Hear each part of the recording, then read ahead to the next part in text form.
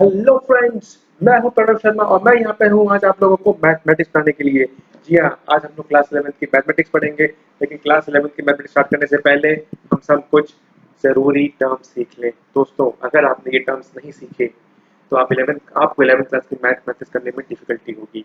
आइए, ये बहुत ज़रूरी टर्म्स हैं, इन्हें बहुत ही ध्यान से पढ़िएगा। हो सकता है आप लोगों में से कुछ लोगों ने ये टर्म्स पहले भी पढ़े हों, पहले भी समझे हों।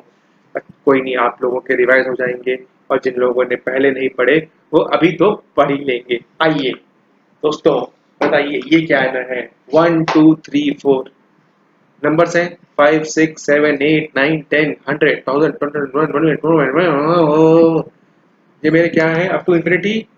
ये नंबर्स हैं। ये कौन से नंबर्स होते हैं? सोचिए सोचिए। नहीं पता? पता है आपको। ये होते हैं नेचुरल नंबर्स। अच्छा, अगर मैं एक जीरो लगा दूं एक से पहले, मैं जीरो से पहले लगा दूं तो नेचुरल नंबर क्या बन जाएंगे मेरे? क्या बन जाएंगे?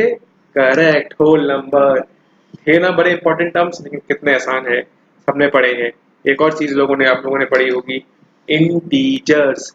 दोस्तों, ये इंटीजर्स क्या होता है?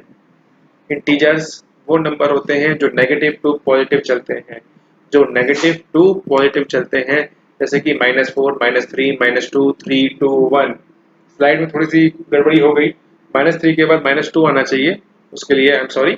-2 1 2 3 means in minus infinity to infinity चलेगा, वो हो जाएगा मेरा integer.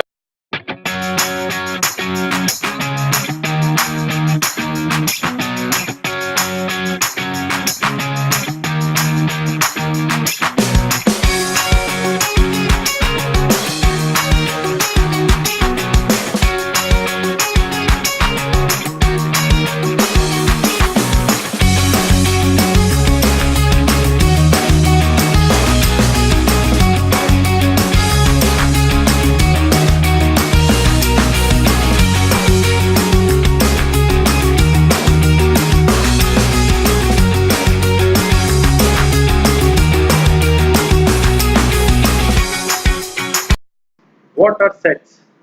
In simple terms, sets are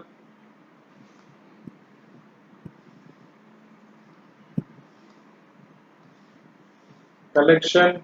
Sets are the collection of well-defined elements. यहाँ पे ध्यान दीजिएगा, well defined पे बहुत ज़्यादा जोर दिया है। अगर मैं एग्जांपल लेके चलूँ तो